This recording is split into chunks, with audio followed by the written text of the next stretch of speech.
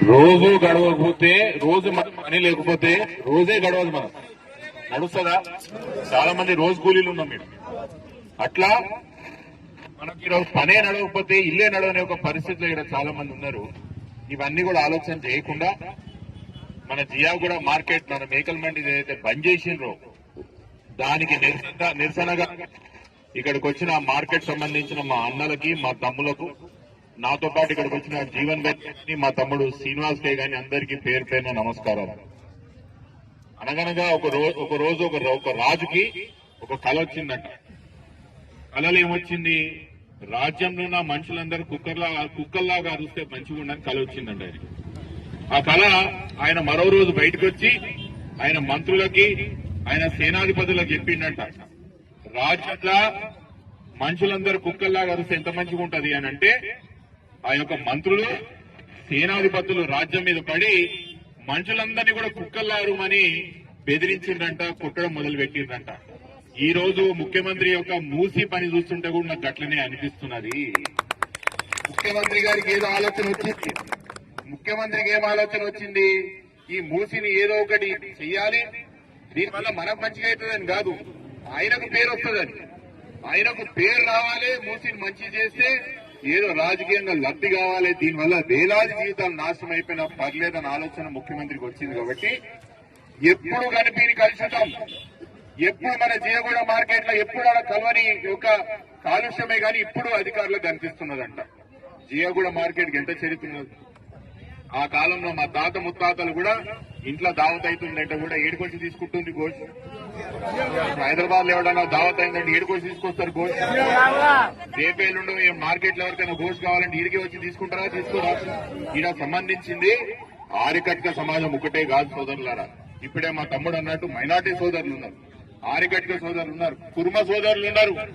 ఊర్లలోకెళ్ళి మా చేవేల వికారాబాద్ తాండూర్లకెళ్ళి కూడా గొర్రెలు తీసుకొని చేయడం అమ్ముతాం. ఇన్న జియాగూడలు అమ్ముతామా? చాలా మంది అడుగుతున్నారు ఎందుకు హైదరాబాద్ లా మార్కెట్ లా పైసలు తక్కువైనాయి, ప్రభుత్వానికి ఎందుకు పైసలు వస్తలేవంటే ఒక చిన్న ఉదాహరణ ఇగో ఈరోజు ఇది చూపిస్తా. ఇది చూపిస్తా. అసలు ప్రభుత్వం నడుపున వాళ్ళకి ధమాకున్నదా లేదా అని అడుగుతున్నా. అసలు మీకున్న ధమాకా కోపంలో మీకు ఏమైనా పెండ నడుస్తున్నదా ధమాకులా అని అడుగుతున్నా. మీ దగ్గర 200 కోట్ల రూపాయలు నెలకొస్తున్న మార్కెట్ ని బంద్ చేస్తాడు ఎవరైనా గుర్తున్న గాడిదిగాడు? ఎవరైనా బంద్ చేస్తాడు? ఎందుకు ప్రభుత్వంగా డబ్బులు వస్తలేవంటే ఇందుకే డబ్బులు వస్తలేవు. ఇట్లాంటి పనులు చేస్తారు కాబట్టి ప్రభుత్వం కాడ పైసలు వెళ్తలేవు. వేలాది జీవితాలు ఇక్కడ ఆధారపడి లక్షలాది మంది కుటుంబాలు ఆధారపడిన మార్కెట్లు బంద్ చేస్తారా? మీకేమైనా బుద్ధి జ్ఞానం ఉన్నదా? మీరు రాష్ట్రం నడుపుతున్నారా, కామెడీ షో నడుపుతున్నారా అని అడుగుతున్న ముఖ్యమంత్రి గారు. కనీసం మీకు అర్థమవుతుందా మీరు ఏం చేస్తున్నారు? మీరు జియాగూడ మార్కెట్ బంద్ అయితే హైదరాబాద్ లో మీకు గోష్ ఎడికెళ్ళేవాలి, గవే కల్తీ గోష్ అమ్మాలనా? గవే కల్తీ గోష్ అమ్మాలనా? వారాలు నెలల తరబడి గోష్ అమ్మాలనా అని అడుగుతున్నా నేను. కమర్షియలైజ్ స్లాటర్ హౌస్ లేకపోతే మీరు ఏడికెళ్ళి తెస్తారు గోష్ అంటున్నా. మీరు తినే గోష్ కూడా మా స్లాటర్ హౌస్ దగ్గర కట్టేది ముఖ్యమంత్రి గారు. తింటారు, మీరు తినేది కూడా తింటారు. మీరు తినరా? మీరు తినరా? మీరు కనీసం ఆలోచన చేయాలి. అందుకే చెప్తున్నా అధికారులకు కూడా చాలా నేను మా దగ్గర కూడా ఇదే అరాచకం మొదలుపెట్టి 10,000 ఇల్లులు గుంజుకుంటారట. 10,000 ఇల్లులు గుంజుకొని ఆడ మూసి కడతా అంటున్నాడు.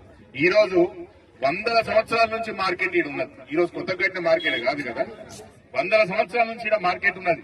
నిజాం ప్రభు సర్కార్ నుంచి ఈడ నిజాం సర్కార్ అప్పటి నుంచి ఈడ మార్కెట్ ఉన్నది కదా.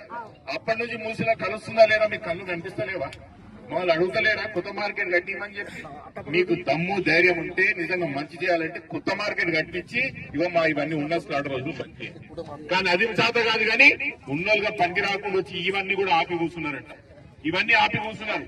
ప్రభుత్వానికి ఉన్న పెద్దలు కూడా చెప్తున్నా, మూసీలో మీరు ఈ రోజు మా జియాగూడ మార్కెట్ బంద్ చేసి అయిపోయిందా? మూసి సాఫ్ అయిందా? మూసి తాగుతారా నీళ్ళు కిందికి పోయి? మళ్ళీ మా మార్కెట్ యార్డ్ బంద్ చేసి మీరు ఇప్పుడు నీళ్ళు మూసి అంతా సాఫ్ చేసేదా? ఇప్పుడే చెప్తున్నాడు మా మగ ఈ డంపింగ్ ఎల్లబోతున్నది ఈ డంపింగ్ అన్ని కాలనీలు చుట్టుపక్కల డ్రైనేజ్ ఏడిపోతున్నది. డ్రైనేజ్ కూడా మీ ఇంట్లో పెట్టుకోండి అని చెప్పుకుంటున్నాను. నేను కూడా చాలా సాఫీగా చెప్తున్నా. ఇప్పుడే మా తమ్ముళ్ళు చెప్తున్నారు, ఇప్పుడు ఈడికెళ్ళి మీరు మార్కెట్ ఓపెన్ చేసుకుంటారా, మున్సిపల్ ఆఫీస్ పోతారా అని మీరు ఒక కార్యక్రమం వేసుకున్నారు. మీరు వేసుకోండి. కానీ నేను అధికారులకు కూడా చెప్తున్నా, ఆదివారం లోపలిట మీరిట మార్కెట్ తెలవలేదనుకో సోమవారం జిహెచ్ఎంసీ ఆఫీస్ ముందర వచ్చి నేను కటింగ్ చేస్తాను. జై కార్తిక్ అన్న! జై కార్తిక్ అన్న! ఆదివారం లోపలిట మీరిట మార్కెట్ తెరవకపోతే ఆదివారం లోపల కానీ సోమవారం పొద్దుగాల కటింగ్ మనం జిహెచ్ఎంసీ ఆఫీస్ ముందరనే పీటలు పట్టుకోరండి,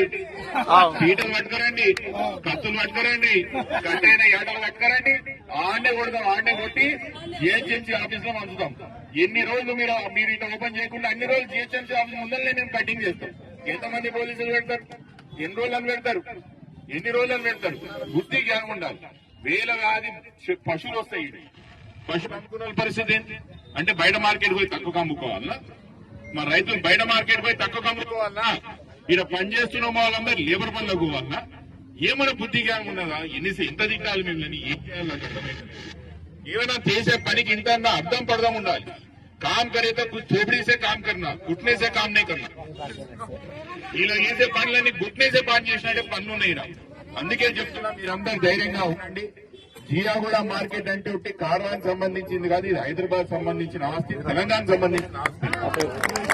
ఇలా దెబ్బ పడ్డాడంటే హైదరాబాద్ దెబ్బ పడ్డట్టే, ఊర్లలో మా వాళ్ళందరూ కూడా దెబ్బలు పడ్డట్టే. ఈ మార్కెట్ తెరవాల్సిందే, మళ్ళీ నడవాల్సిందే. మీ పోరాటం ఎప్పటి వరకు ఉంటుందో